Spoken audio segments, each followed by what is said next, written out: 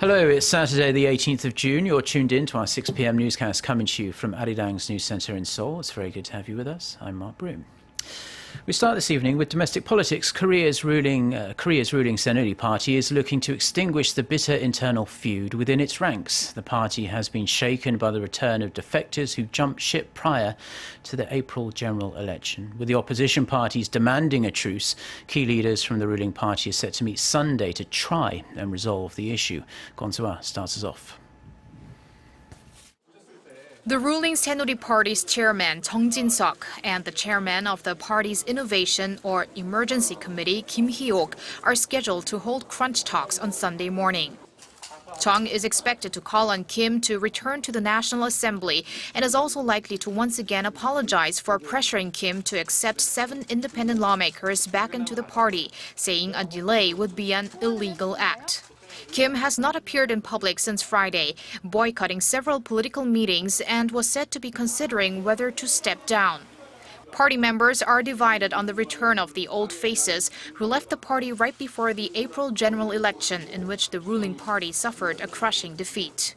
But the pro-Park Geun-hye faction, which was especially critical of the reinstatement of non-Park factionist and former floor leader Yoo Seung-min, who was at the center of the factional dispute before the election, has stepped back from its offensive.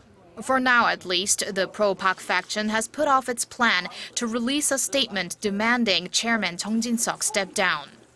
The pro-Park faction is said to be watching Chung's actions over the weekend before deciding on what to do next. The opposition parties are urging the Saenuri Party to swiftly settle its internal rift. The main opposition Minju Party of Korea says the ruling party would not treat the people the way it's doing right now if it took the public's verdict at the general election seriously. The minor opposition People's Party has expressed its regret about the ruling party's internal division. It says the infighting is preventing Parliament resolving urgent political affairs, and it accused the ruling party of betraying its pledge to the people. Kwon Soo-ah, Arirang News. South Korea's Prime Minister has stressed the importance of solid national security, calling it a matter of survival as the two Koreas remain divided and at odds. Hwang Kyo-an made the remarks Saturday during an event at the War Memorial of Korea in Seoul. Marking South Korea's Memorial Month, the Prime Minister said years of sacrifice and pain had made it possible for the country to join the ranks of advanced nations. He expressed hope that the War Memorial could become a platform where everyone, regardless of their age or political beliefs, can stand united when it comes to the need for strengthened national security. A man has been charged with murder in connection with the shooting of a British politician. West Yorkshire police say 52-year-old Thomas Mair is charged with killing Labour MP Jo Cox outside her constituency surgery in Birstall. The mother of 2, opposition lawmaker, was shot and stabbed in plain daylight on Thursday. Mair will appear at a magistrate's court in London later on this Saturday. He's also charged with possession of a firearm with intent and possession of an offensive weapon. Ceremonies were held across Britain on Friday with hundreds of members of the public and politicians coming together for a memorial for Mrs. Cox in her hometown. The International Monetary Fund has warned that a British exit from the European Union could mean the UK misses out on up to 5.6% of GDP growth by the year 2019. In its annual UK Economic Outlook, the IMF said Brexit is the largest near-term risk to the UK economy. It added that the economic effects would likely be negative and substantial. In its best scenario for Brexit, by 2019, UK GDP would be 1.4% below what it would be if the UK voted to stay in the EU. Now, supporters of the Leave campaign say the warning is based on flawed EU-centric models. The EU referendum will take place on Thursday. The result is expected early Friday morning UK time. That's late Friday afternoon to early evening here in Korea. Russian President Vladimir Putin has criticized the ban on Russian athletes from competing at the upcoming Rio Olympics, calling it unfair and unjust. The International Association of Athletics Federation decided not to lift the suspension imposed last November because of widespread state-sponsored doping. Putin says he will try to get the ban overturned by pressuring the International Olympic Committee. Now, with fewer than 50 days to go before the start of the Games, the governor of Rio de Janeiro says he's declaring an emergency because money has run out for public services. He says that the crisis could stop the state of Rio from honouring its commitment to put on the Olympics and the Paralympics. North Korea is stepping up its preparations against the upcoming rainy season. There are concerns the rains could be even stronger than last year, when more than 110 people died. Appearing on state-run TV, an official from the North's Weather Information Service said the monsoon season is expected to start in mid-July. He said the country could face typhoons, torrential rains, strong winds and many other extreme weather conditions in the months to come. As part of its preparations, North Korea has reportedly started shoring up riverbanks and sea walls. North Korea is extra exposed to the dangers of heavy rainfall because of its lack of investment in disaster control and severe deforestation. Oh, South Korea's second largest automaker, Kia Motors, has been named one of the highest quality brands in the United States. Automotive research company Strategic Vision says Kia's Sorento mid-size crossover utility vehicle and the Sedona minivan achieved the highest scores on its total quality impact survey in their respective segments. It says owners praised the Sorento for its excellent value and premium interior design. Others gave the Sedona high marks for its innovative features, interior craftsmanship and performance. A Kia executive in the US said the awards were further proof of Kia's standing as a leader in design, quality, technology and value.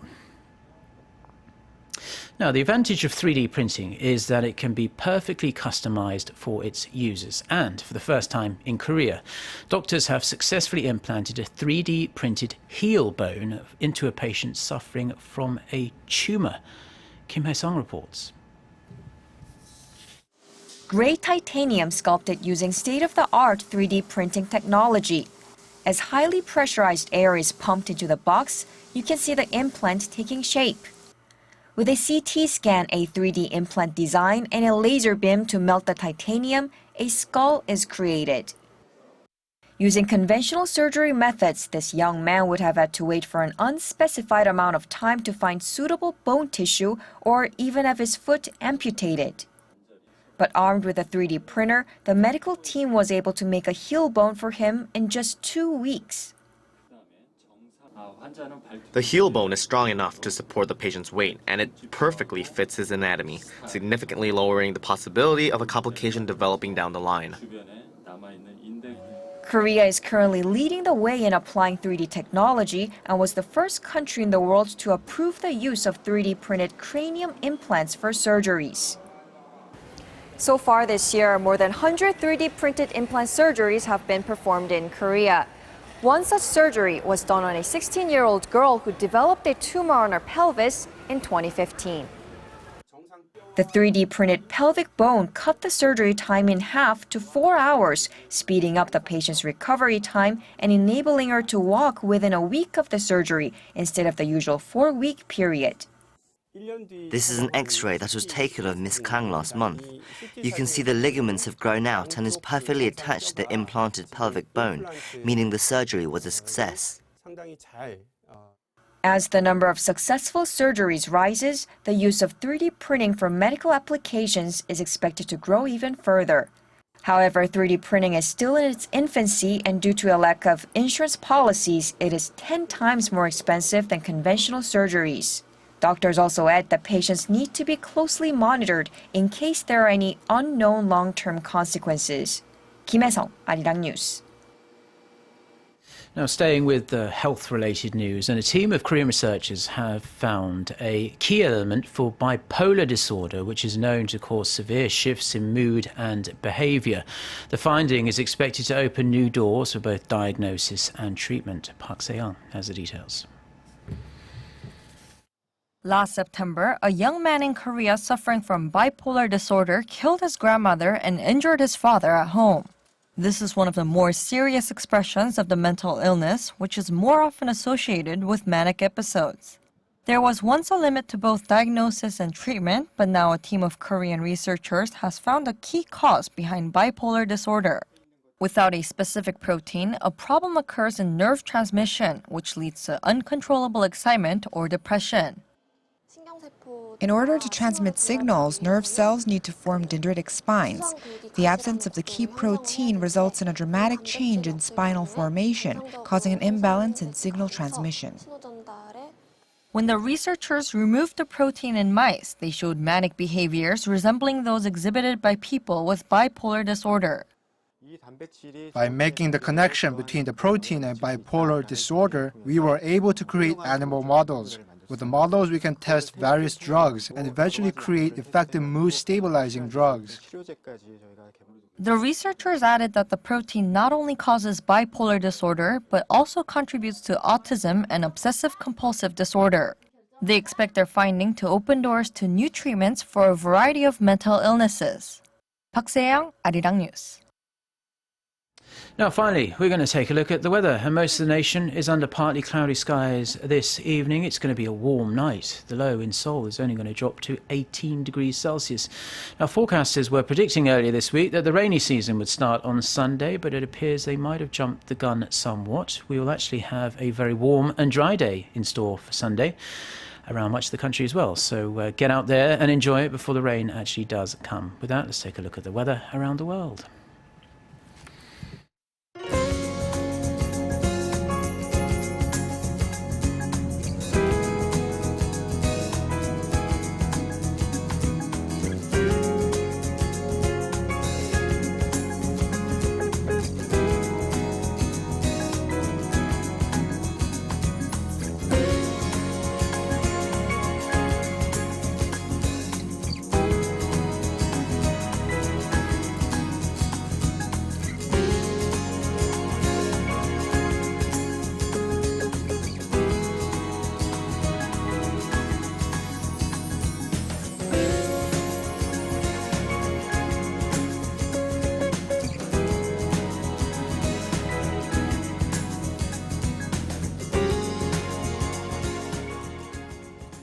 Well, that's all we have for now. Do enjoy the rest of your Saturday wherever you're watching us, and stay tuned to Arirang TV. We'll be back again with our next newscast at 10 p.m. Korea time. So until then, goodbye.